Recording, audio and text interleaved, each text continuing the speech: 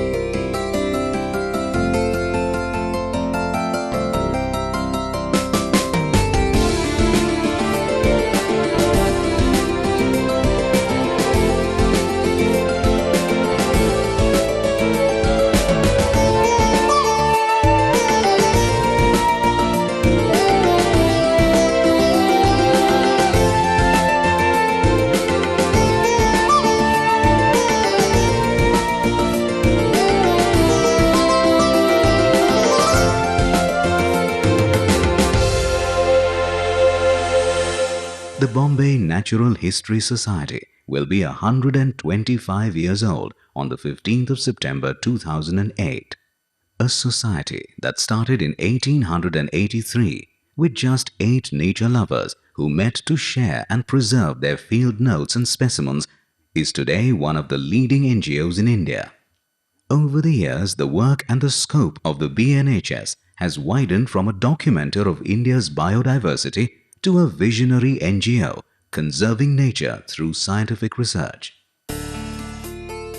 The first systematic collection of fauna in India was initiated by the society in 1911, later declared as a National Heritage Collection, which is now housed at the Hornbill House.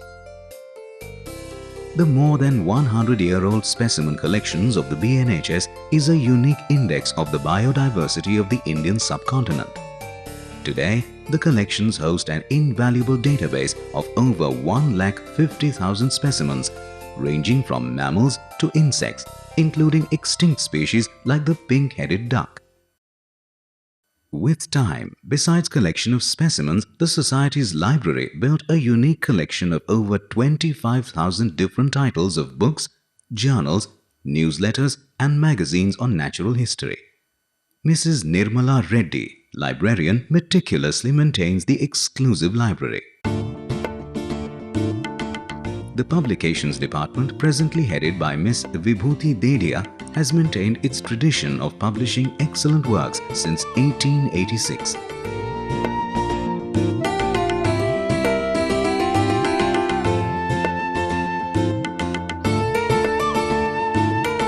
The first publication of the BNHS was the Journal of the Bombay Natural History Society. It was soon followed by a number of books on natural history, both in the scientific and popular genre, and a popular magazine, Hornbill, for members. The Society's publications form an integral part of the documentation of Indian natural history and conservation. The real identity of the Society is its research, which has helped it to influence positively on-ground conservation and the policies in India. A dedicated team of dynamic scientists carry out research in almost every ecosystem in India. There are over 1,000 islands in India, and Lakshadweep is unique in terms of its coral reefs, its environment and society. Project Giant Clam is headed by Mr. Deepak Apte, Assistant Director and Whitley Conservation Award winner for 2008. The project addresses the core issues of giant clam conservation along with coral reef conservation and livelihood security in the Lakshadweep archipelago. The conservation education initiatives of the BNHS have resulted into the possible formation of India's first ever community-managed marine protected area in Agatti Island of Lakshadweep.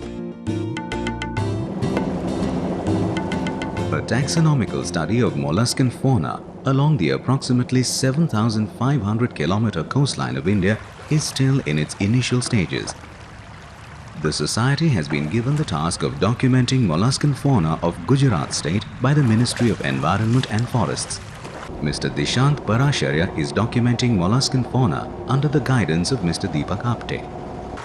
The study is mainly carried out in the Gulf of Kutch, which has coral reefs, sandy and rocky type of habitats, and the Gulf of Cambay, which is dominated by mud flats.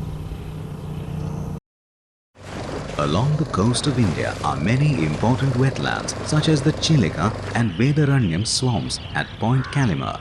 The BNHS has undertaken studies on bird migration for more than 50 years. Wetlands are known to maintain the global population of major wintering waterfowl and wader species. This was recognized through the population estimates of individual species done by the Society. Such studies are important, especially in the context of climate change. Currently, Dr. Balachandran is documenting the status and distribution of birds in different zones by ringing birds. He is also coordinating an India project on avian influenza. Another ecosystem that will assist in combating sea level rise due to climate change is mangroves. Project Mangrove, therefore, aims to address the issue of mangrove conservation by effective establishment of mangroves as coast stabilizers through mangrove habitat restoration and mangrove conservation education. The Restoration Unit of the Society undertakes mangrove and its associated species plantations near Gandhar, Gujarat.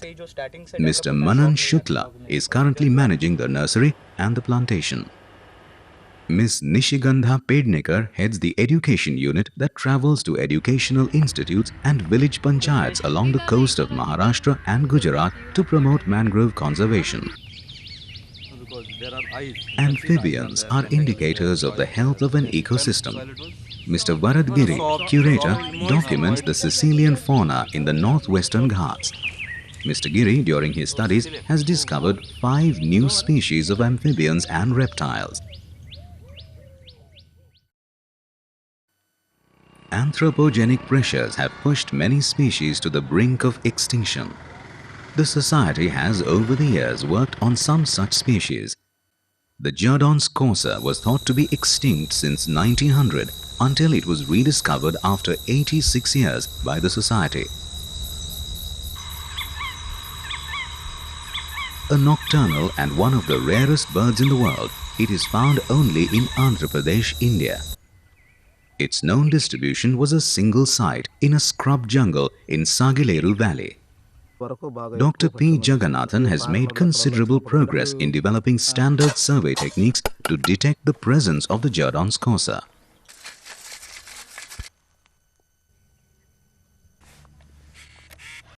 One of the major achievements of this project was the realignment of the Telugu Ganga Canal in 2005. The canal was proposed to be constructed in the precious scrub jungle habitat of the Jerdon's corsa around the Sri Lankamaleshwara Wildlife Sanctuary. The forest owlet, another bird considered to be extinct, was rediscovered after 113 years in November 1997 in Toranmal Reserve Forest of Shahada, Maharashtra. This diurnal owlet is selective in its habitats and prefers areas near streams with teak-dominated open forests interspersed with patches of grasses and herbs. Anthropogenic interference like egg removal from the nest, hunting of juvenile birds, and destruction of nesting trees worsens the already critical condition of this species. A detailed study of the ecology of the species was carried out by Dr. Girish Jathar. The research recommendations were used for the community conservation program, which resulted in protection of 4 nesting sites by the tribals.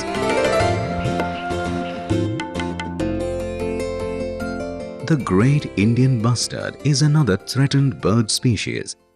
Rapidly vanishing habitats have pushed this species towards extinction.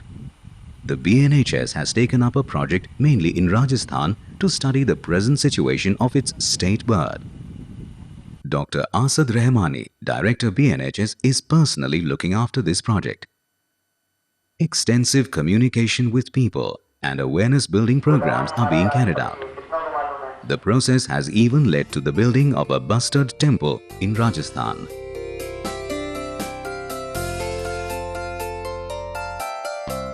No other species in our lifetime has seen such a cursed fate. A decade ago, it was one of the commonest bird species in the country, and today it is almost on the verge of extinction. India has lost 90% of its gyps vultures in the last decade due to adverse effects of diclofenac, a painkiller used in veterinary practice. Dr. Vibhu Prakash monitors the pioneering work of the BNHS vulture breeding centers in Pinjore, Haryana and Buxa, West Bengal to give a helping hand for the survival of this dying species.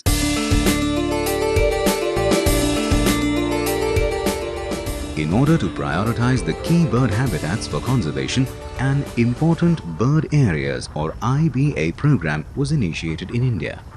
The IBA program aims to identify, monitor and protect a global network of IBAs for the conservation of the world's birds and other biodiversity. Of over 7,500 sites worldwide, 466 IBA sites have been identified in India. Mr. Prashant Mahajan, Assistant Director IBA and Education Programs, monitors the Indian Bird Conservation Network IBCN, which carries out advocacy, data collection and conservation education for conservation of IBAs. The Society has conducted a series of capacity building workshops for the members of the IBCN to enable effective conservation of IBAs. Once distributed over a wide geographical region in Asia, the Asian elephant has today declined over much of its range. The last remaining population of elephants is struggling due to lack of good quality forests and corridors. Since the 1980s, elephants have started to disperse and colonize in habitats where they did not occur for centuries. One such case is from the Hosur Dharmapuri forest areas of Tamil Nadu to 60 kilometers northeast into a forest later declared as the Kaundinya Wildlife Sanctuary of Chittoor district, Andhra Pradesh. They further dispersed 100 kilometers northwards into the Sri Venkateshwara Wildlife Sanctuary and National Park, also in Andhra Pradesh. The Society is studying the elephants and the habitat they colonize in Andhra Pradesh. Mr. Swaminathan, under the guidance of Dr. Ranjit Manakadan, is assessing the long-term potential of the Kaundinya Wildlife Sanctuary and Sri Venkateshwara Wildlife Sanctuary and National Park to support the elephant population.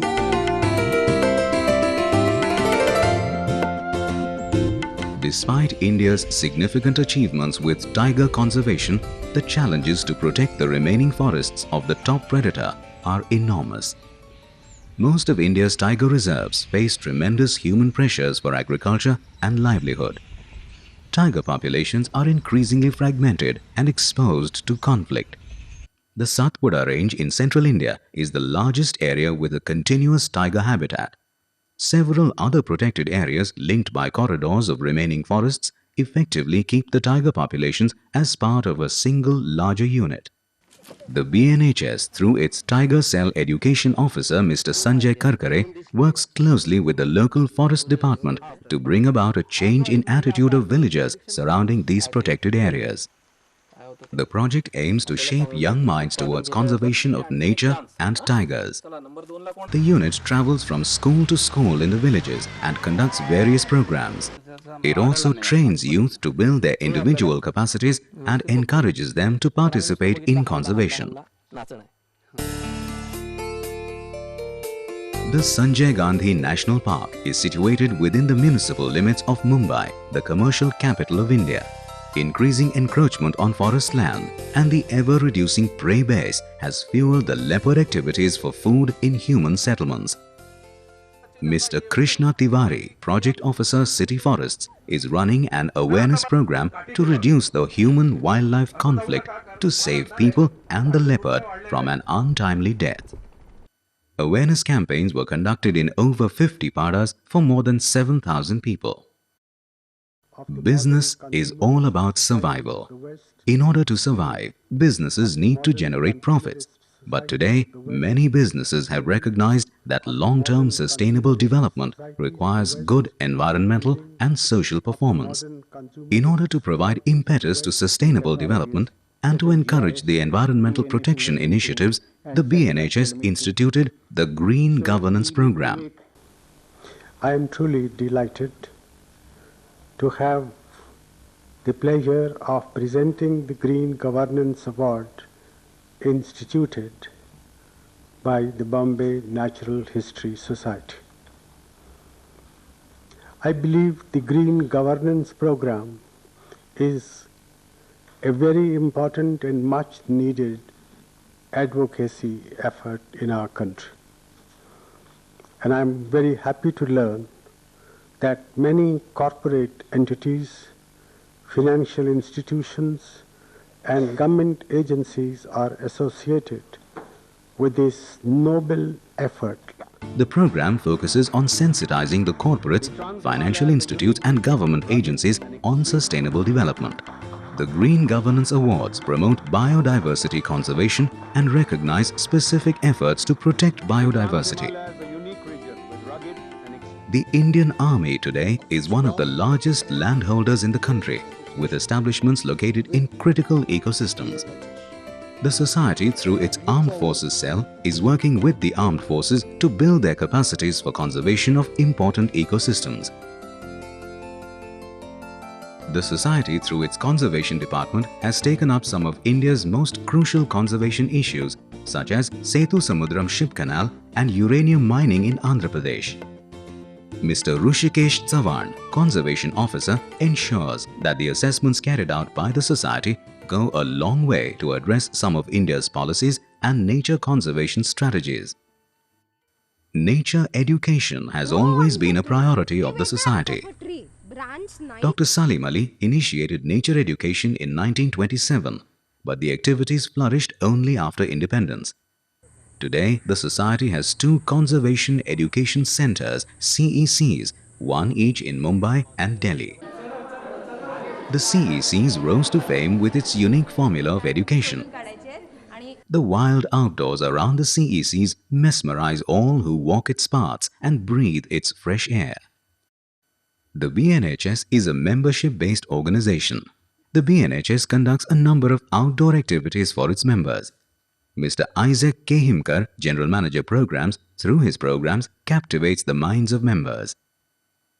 Since 1883, the Bombay Natural History Society has achieved a lot and contributed significantly to shape the conservation agenda of India. We start every day with a new zest for securing the posterity of the coming generations and pass on at least the same wealth and security that we enjoy today. Nurturing nature lies in the hands of young minds. Bringing them into the mainstream conservation will ensure the survival of our wilderness.